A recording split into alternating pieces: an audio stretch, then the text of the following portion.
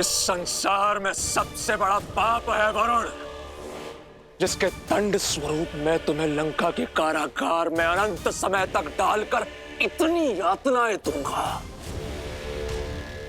कि तुम अभी इसी क्षण दशानन से अपनी मृत्यु मांगोगे। मेघनाद, अद्भुत, मुझे गर्व है तुम पर पुत्र। युद्ध हुआ है तो उसके नियम का पालन भी होगा। यदि कोई वीर अपने शत्रु को परास्त कर जीवन दान दे दे तो हारने वाले का धर्म है कि वो विजेता की हर बात माने, क्योंकि जिसने जीवन दान दिया जीवन उसका हुआ, है ना वरुण देव? तो नियम अनुसार तुम हमें पाताल लोक जाने से रोकोगे नहीं, और धर्म अनुसार तुम इस पापी अधर्मी राक्षस की लंका, जो चारों ओर जल से घिरी हुई है, उसकी रक्षा करोगे। कोई भी शत्रु लंका में प्रवेश ना कर सके। पुत्री सुलोचना, ले चलो हमें पाताल लोक। विद्युत जीवा के अध्याय का अंत करने का समय आ गया है।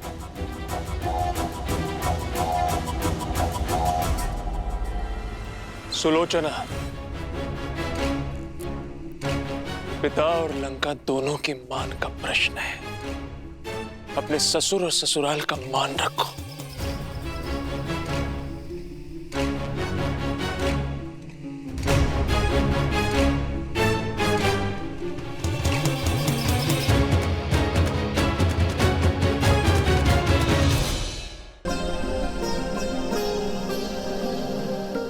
अब तक के सहयोग के लिए धन्यवाद अमात्य।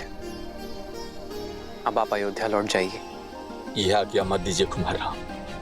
वनवास का प्रतीक पूर्ण हुआ। 14 प्रहर बीत गए, मानो 14 वर्ष बीत गए। लौट चलिए मेरे साथ। महाराज की भी यही इच्छा है।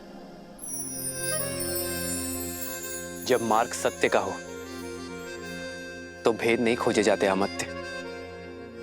रघुकुल की रीत तोड़कर मैं अपने पिताश्री के पास तो लौट जाऊंगा, किंतु अपने पुरखों को मुख कैसे दिखाऊंगा?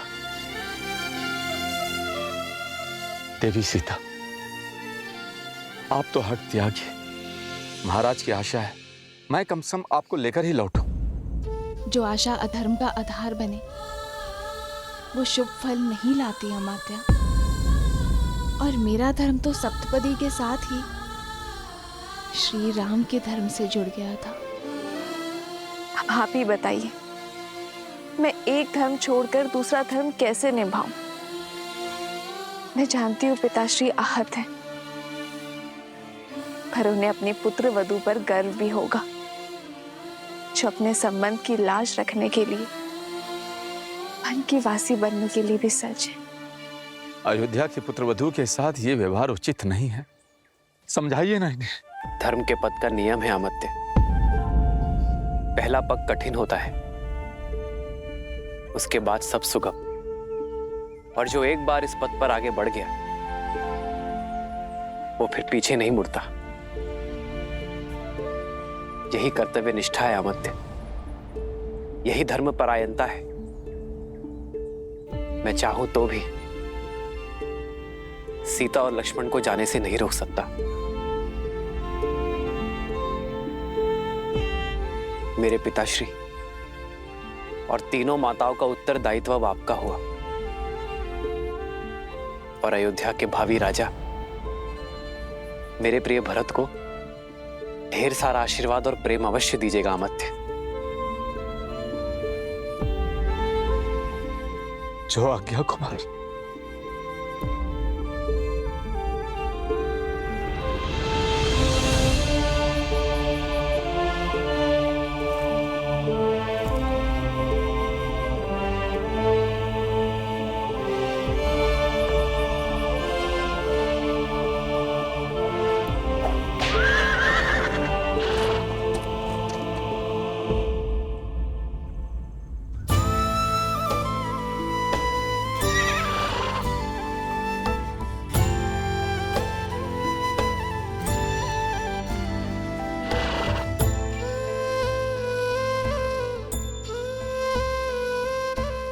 जाओ, अमात्य सुमंत्र के साथ अयोध्या लौट जाओ। वन उपवन का भ्रमण कराते, गंगा का जल पान कराते, नियति कैसी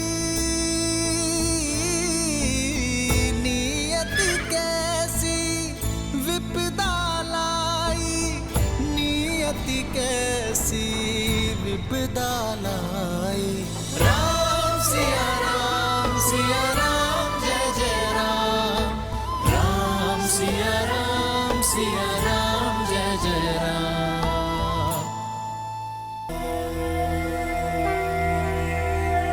सुलोचना की सहायता और मेघनाद के शौर्य से रावण का विद्युत जीवा को पाने का लक्ष्य पूर्ण होने जा रहा था। संतोष संसार की सबसे बड़ी संपदा है, और जिसके पास संतोष नहीं, उसके पास चाहे कुछ भी क्यों ना, उसका कोई भी लक्ष्य पूर्ण नहीं होता। पाताल लोक में जाने के पीछे रावण की मंशा केवल अपने शत्रु विद्युत जीवा के प्राण हरना ही नहीं थी, अपितु उसे कुछ और भी चाहिए था। वहीं दूसरी ओर थे श्री राम, जिन्हें इस बात का संतोष था कि उन्होंने अपने पिता दशरथ और रघुकुल की मर्यादा का मान रखा था। जहां रावण सब कुछ पाने की इच्छा से अधर्म के मार्ग की ओर बढ़ रहा था, वहीं श्री राम सब कुछ त्याग कर धर्म के मार्ग की ओर बढ़ रहे थे।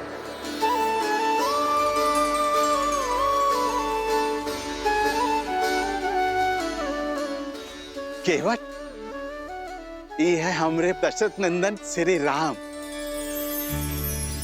और ये है सीता माता।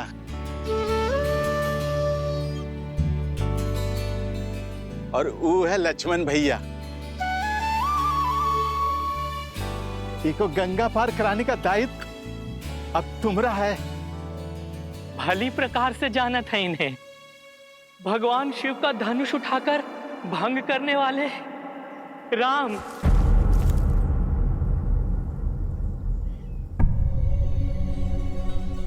ये क्या अनर्थ कर रहे हैं आप केवट भैया? अपने जीवन में अर्थ भर रहे हैं प्रभु। आपने अपने पिता के वचन का मान रखने के लिए वनवास ले लिया। ऐसे पुत्र का चरण स्पर्श करना तो पुण्य का काम है प्रभु। नहीं केवट भैया, मैं आपको चरण स्पर्श की अनुमति नहीं दे सकता। काहे प्रभु?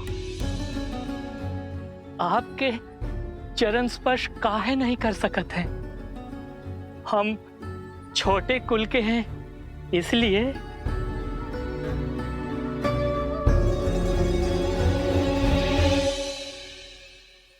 नहीं केवट भैया, क्योंकि आप आयु में मुझसे बड़े हैं इसलिए। मनुष्य से कुल बनता है, कुल से मनुष्य नहीं। और जैसे स्वयं प्रभु जीवों को संसार का सागर पार करवाते हैं, वैसे ही आज आप हमारे लिए हैं। हमें गंगा पार करवा दीजिए केवट भैया, आप हमारे लिए आदरणीय हैं। लेकिन फिर भी आपका चरण पखारे बिना हम आपको अपनी नैया में नहीं बैठाएंगे। केवट भैया, भैया कह रहे हैं ना कि वो आपसे चरण स्पर्श नहीं करवा सकते, फिर आप। नहीं भैया नहीं, हम प्रभु के बिना पग पखारे अपनी नैया में नहीं बैठाएंगे बस। ये हट का कोनो कारण तो होगा केवट? अरे बहुत ही बड़ा कारण है निषाद राज। इनके चरणों की धूल में माया है, माया। पाथर की मूरत को पांव की धूल लगी तो वो स्त्री बन बैठी। अरे कहीं हमारी नैया भी स्त्री बन बैठी तो? केवट भैया, मैं भी आप ही की तरह एक साधारण मनुष्य हूं। हमें ये गंगा पार करवा दीजिए। मैं वचन देता हूं आपकी नाव को कुछ नहीं होगा। तो हम भी कह रहे हैं ना, हमें अपने पांव धो लेने दो, दोहरी मार मारे जाएंगे प्रभु। एक ही नैया है हमरी, कहीं वो स्त्री बन गई तो पेट पालने का साधन तो जाएगा ही। घर पे हमारी पत्नी जीवित नहीं छोड़ेगी, कहेगी एक के रहते दूसरी ब्याह लाए। नहीं प्रभु नहीं, हम ये संकट मोल नहीं ले सकत हैं, नहीं। तो आप नहीं मानेंगे? जीवन भर लोगों को ई पार से ऊ पार तारते रहे, आज अपना जीवन तारने का अवसर मिला है तो कैसे खो दें प्रभु। ठीक है केवट भैया, मैं अपनी हार स्वीकार करता हूं।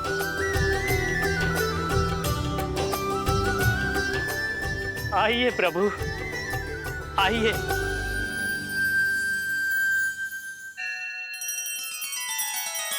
श्री रामचंद्र कृपालु भजु मन हरण भव भय दारुणम।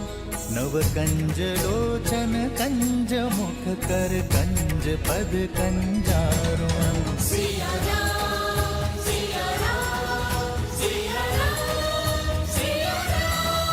आदर्श और मर्यादा की है ये कथा महापावनम। काट मद श्री से मिला दे श्रीमद् रामायणम। श्रीमद् रामायणम। सिया राम सिया राम सिया राम सिया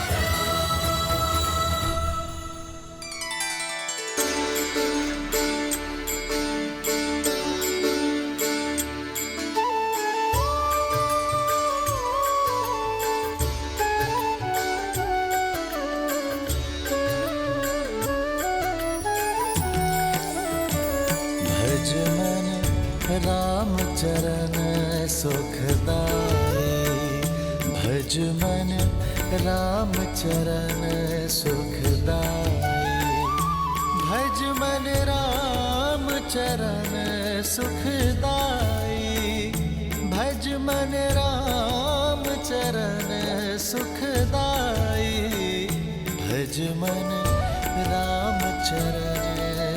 भज मन राम चरण सुखदाई। भज मन राम चरण सुखदाई।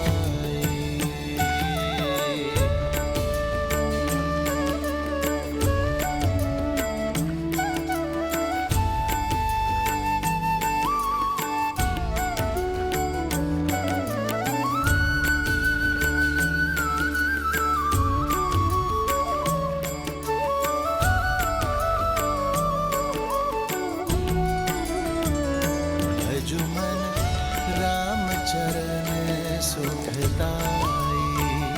भज मन राम चरण सुखदाई।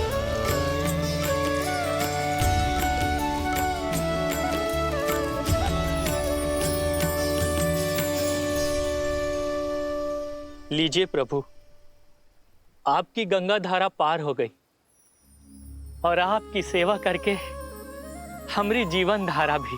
आपकी सहायता के लिए बहुत बहुत धन्यवाद केवट भैया। इसे स्वीकार कीजिए। नहीं प्रभु नहीं, हम ही नहीं ले सकते हैं। लेना तो होगा केवट भैया, ये कार्य आप अपने परिवार के लिए करते हैं, पारिश्रमिक तो लेना होगा। प्रभु, कुछ कार्य परिवार के लिए नहीं, आत्महित के लिए किए जाते हैं प्रभु। एक बड़े भाई की भांति आपने हमारी सहायता की है। ये छोटा भाई बड़े मन से एक बड़े भाई को भेंट देना चाहता है, मना मत करिए केवट भैया। कुछ देना ही चाहते हैं तो पुनः दर्शन देने का आश्वासन देके जाइए। अब वचन दीजिए कि जब 14 वर्ष का वनवास काट कर लौटेंगे तो आपकी नैया हम ही खेएंगे प्रभु। वचन दीजिए।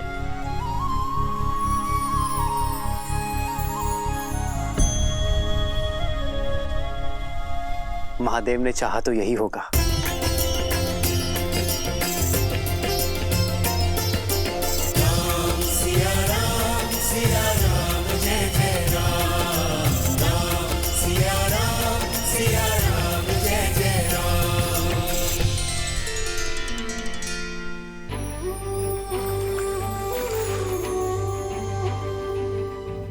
हे गंगा मैया, आप पावन पतित हो, हमें इतनी शक्ति और आशीष देना कि हम अपने धर्म मार्ग से कभी पतित ना हो। हमारा मार्ग और हमारा लक्ष्य सदा पावन रहे।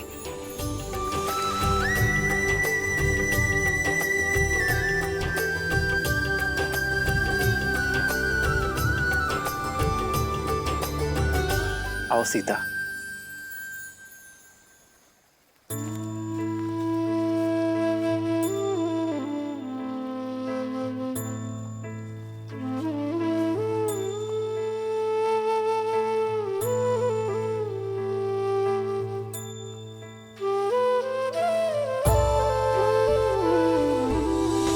वन उपवन का भ्रमण कराते, गंगा का जल पान कराते, नियति कैसी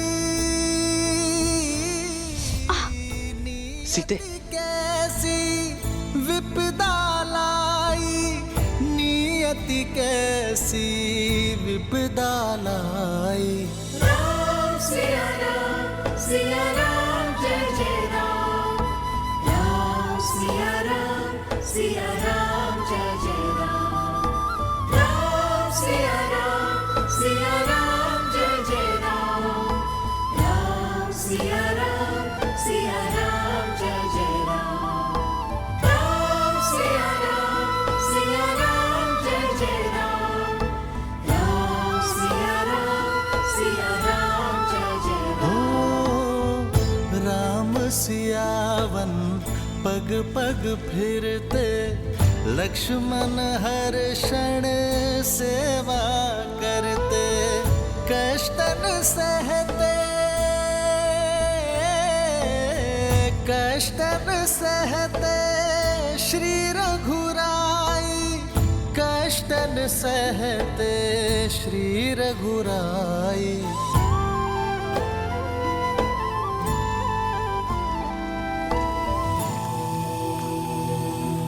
शांति शांति शांति, योः शान्तिरन्तरिक्ष शान्ति, पृथिवी शान्तिरापः शान्ति। प्रणाम। आप लोग कौन हैं? महाराज दशरथ का पुत्र राम। कुमार राम? नहीं, सन्यासी राम। ऋषि भारद्वाज की दर्शन अभिलाषा से आया हूं। स्वाहा कीजिए गुरुदेव। कुमार राम आए हैं। श्री राम श्री राम श्री राम श्री राम श्री राम श्री राम श्री। प्रणाम ऋषिवर। आयुष्मान भव।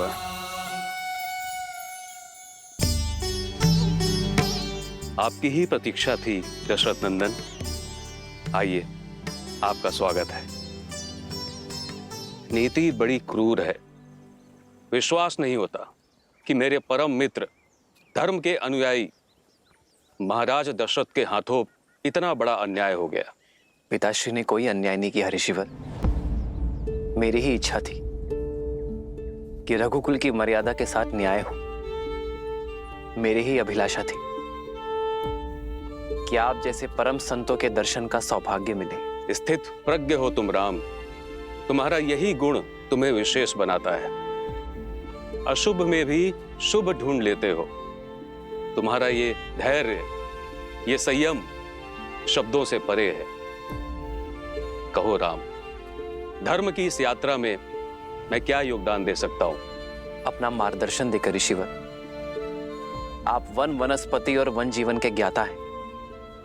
हमें एक ऐसा स्थान बताइए जहां हम 14 वर्षों का वनवास काट सके। कहीं और क्यों जाना राम? चाहो तो 14 वर्ष का वनवास यहां बिता सकते हो। इस कृपा के लिए आभार, किंतु आपकी सेवा करने का सुअवसर मेरे भाग्य में नहीं है। ऐसा क्यों राम? प्रयाग की ये पावन धरा तो सोए भाग्य को भी खोल देती है। निसंदेह ये स्थान अलौकिक है। पावन है, किंतु अयोध्या के निकट है। यदि अयोध्या वासियों को हमारे यहां रहने की भनक लग जाए तो वो हमसे मिले बिना नहीं रह पाएंगे ऋषिवर, और इससे आपके आश्रम की शांति भी भंग होगी और मेरा उद्देश्य भी पूर्ण नहीं हो पाएगा। इसलिए आप हमें एक ऐसा स्थान बताएं जहां एकांत का संतोष मिले और ऋषियों की सेवा का सुख भी।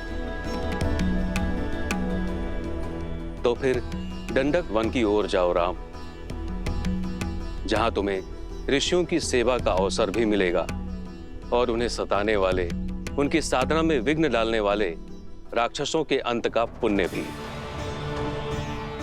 जिस प्रकार तुमने वन को ताड़का के आतंक से मुक्त किया, वैसे ही दंडक आरण्य का भी उद्धार करो। मैं अभी तुम्हारे लिए मानचित्र बना देता हूं।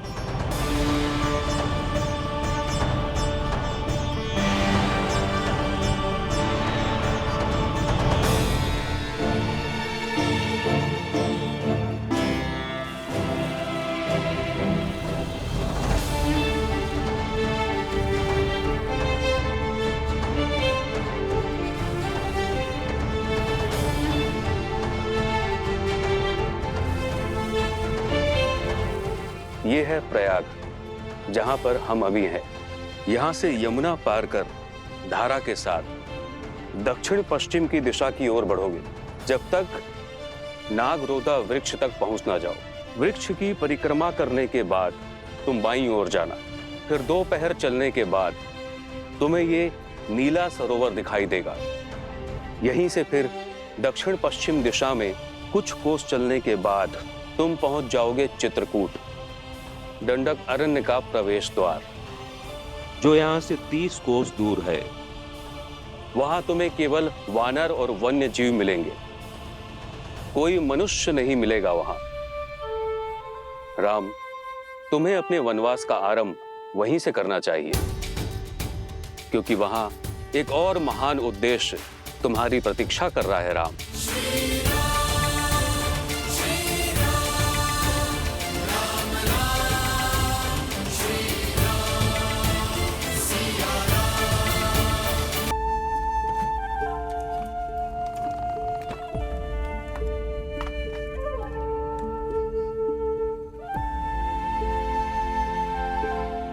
नौका तैयार है श्री राम।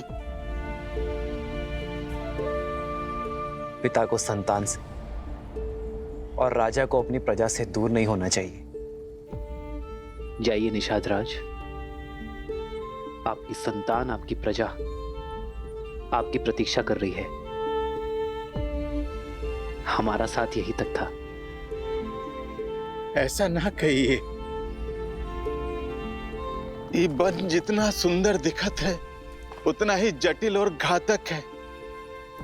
हम यहाँ पले बड़े हैं, हमको आपका मार्गदर्शन करने की अनुमति दीजिए।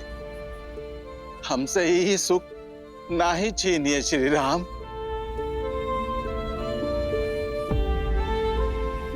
आशा का टूटना कई बार आवश्यक होता है निषाद राज। जब आशा का बीज फूटता है, टूटता है, तो समय की माटी से भविष्य का वटवृक्ष खड़ा होता है।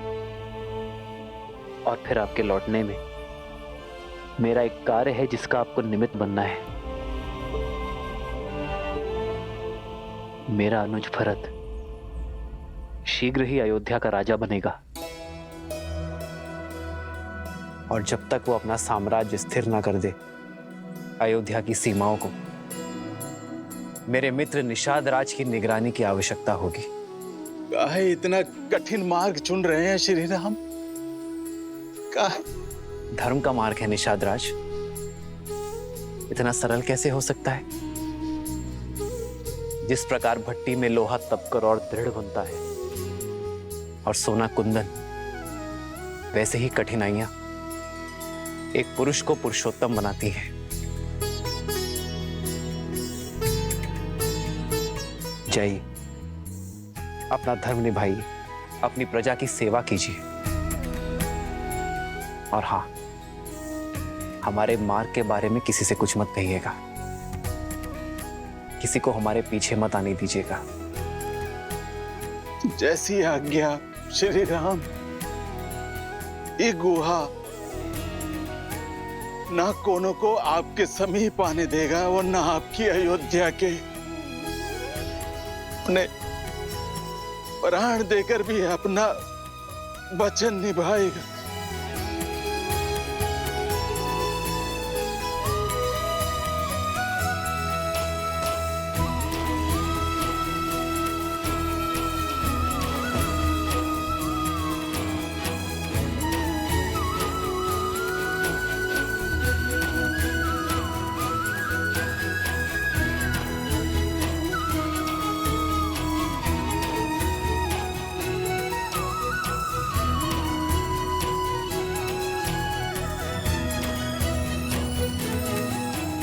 आपका बहुत बहुत धन्यवाद निषाद राज।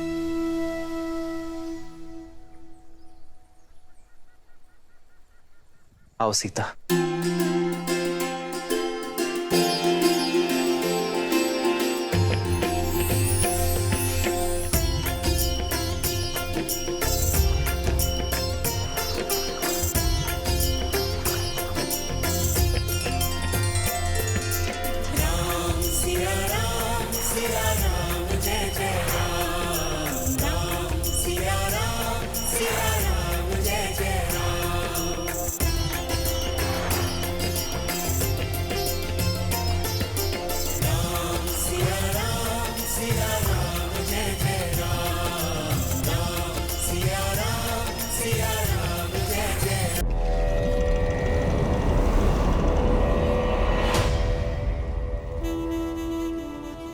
लंका का स्वर्ण सपना देखने का समय समाप्त हुआ।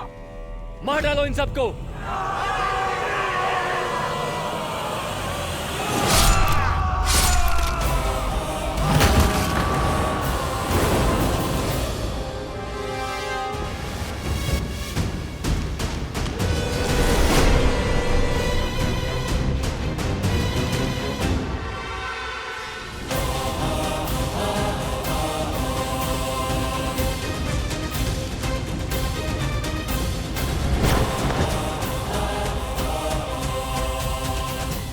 संसार भूल जाता है कि दशानन का एक और शीश है।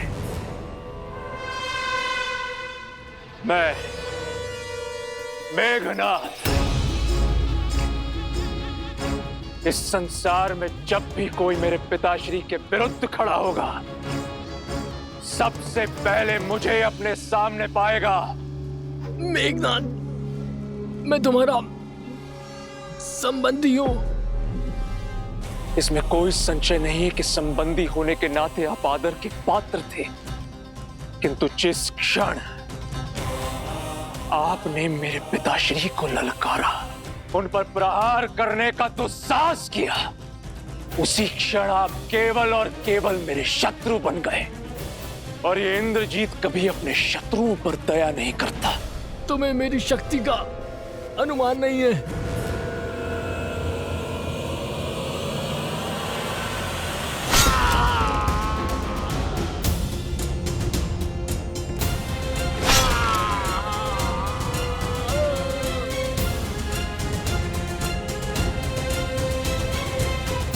शक्ति का अनुमान भी है, और तुम्हें किस तरह अपने पिताश्री के चरणों में लाना है उसका ज्ञान भी है।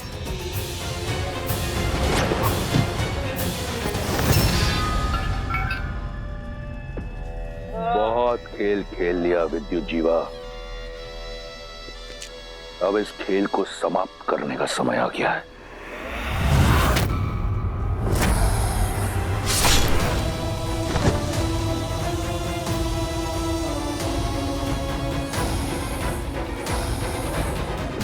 हम जो चाहते थे वो हमने पा लिया पिताश्री। आपके शत्रु का शीश आपके चरणों में है। अब लंका चलें। लंका लौटने की इतनी शीघ्रता क्यों मेघनाथ? अपने विजय का उत्सव तो मना ले। जिस लंका की आन के लिए यह प्रयास किया, उसके लिए नागलोक से कुछ उपहार तो एकत्रित कर लें। सैनिकों, नागलोक पर छा जाओ, कोना कोना छानो, नागमणि, आभूषण, जो भी मूल्यवान वस्तु मिले छीन लो, लूट लो।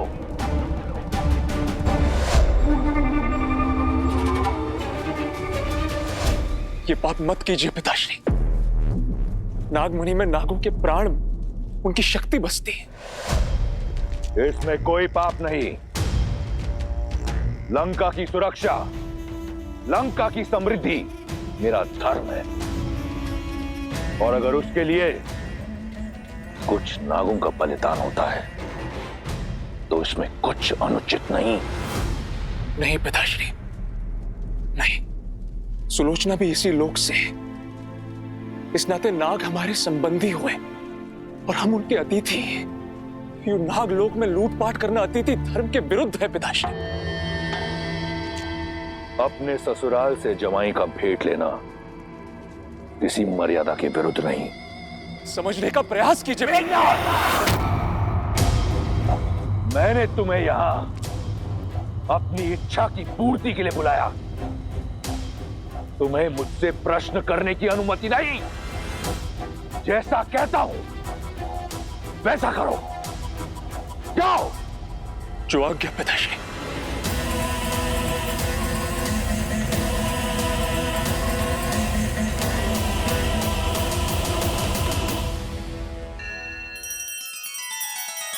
श्री रामचंद्र कृपालु भजु मन हरण भव भय दारुणम।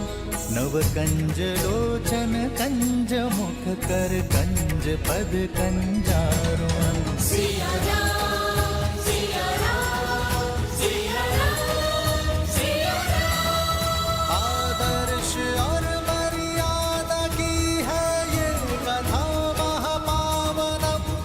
काट मद श्री से मिला दे श्रीमद् रामायणम, श्रीमद् रामायणम। सिया राम, सिया राम, सिया राम, सिया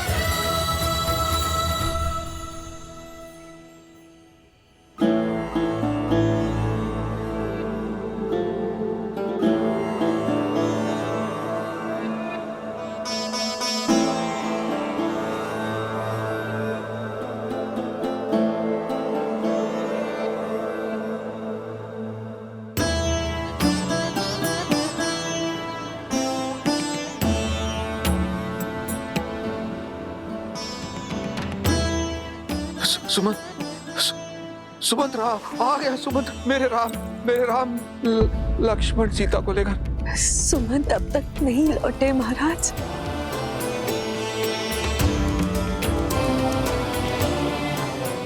अर्थात अभी तक नहीं लौटे तो वो राम और सीता को लेकर ही आएंगे वापस। हाँ महाराज। मेरे राम पिताश्री।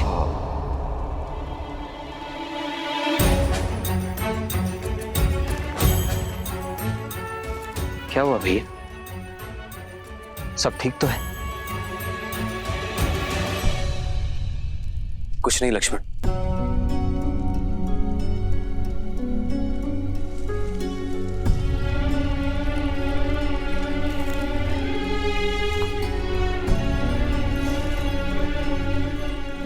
भाई को कुछ नहीं बताया कि उसे चिंता होगी, पर बाहर से तो अपनी मन की पीड़ा बांट सकते हैं ना आदि। एक स्वप्न ने मुझे विचलित कर दिया सीता। ऐसा लगा जैसे पिताश्री मुझे पुकार रहे हैं। जानती हो सीता, आज तक किसी भी प्रकार के भय को मैंने अपने समीप नहीं आने दिया, किंतु न जाने क्यों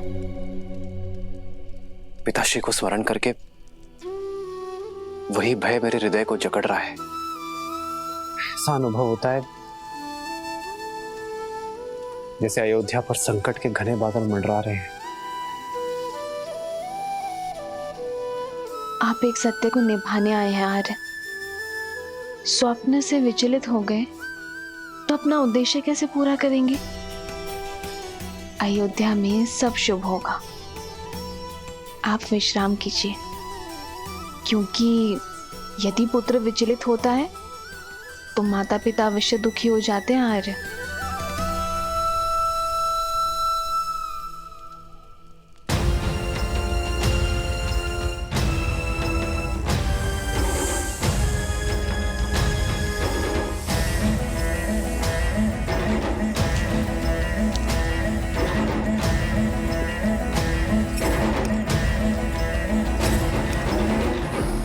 उत्तम, अति उत्तम। इसे लंका ले जाने की तैयारी करो। जो आज्ञा पिताश्री। तुम्हारे पिता की आज्ञा ही तुम्हारे नाश का कारण होगी।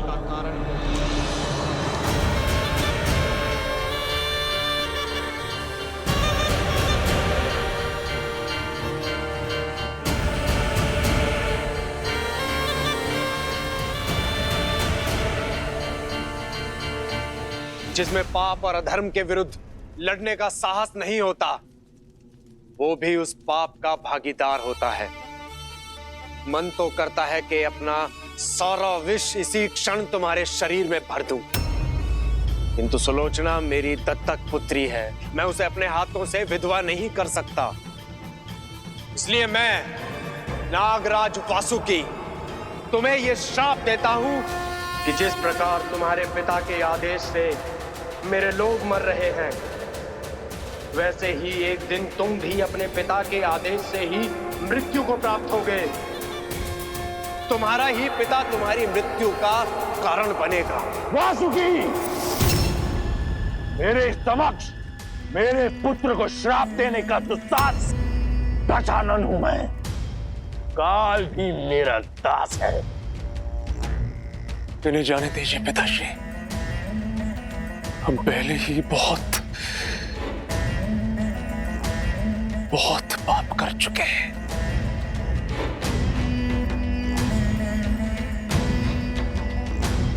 ये मेरी आपसे विनती है पिताश्री।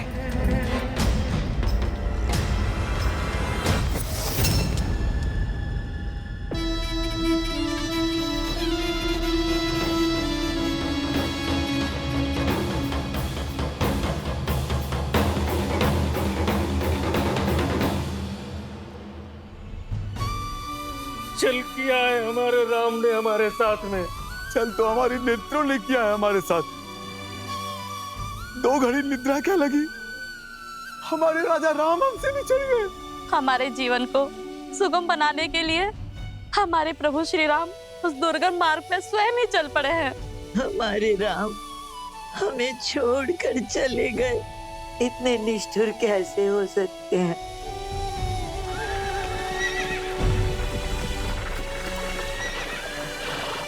ये तो अमात्य सुमंत आते हुए प्रतीत हो रहे हैं।